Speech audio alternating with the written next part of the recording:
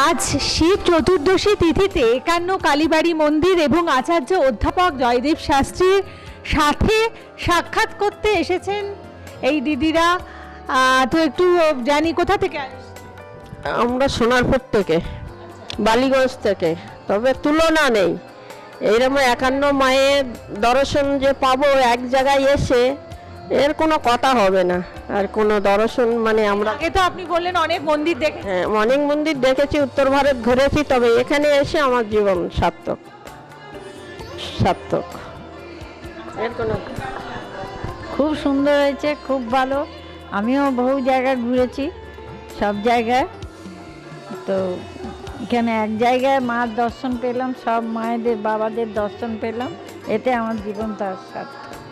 এইটাই বলবো যে মহারাজের অশেষ ধন্যবাদ। উনি যে এইরকম জায়গায় সারদাপল্লী যে এইরকম মায়ের একটা তীর্থস্থান হবে আমাদের ভারতবর্ষের মধ্যে, আমার মনে হয় এই বিখ্যাত।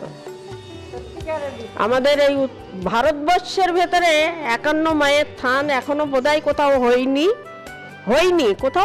কোথাও হয়নি।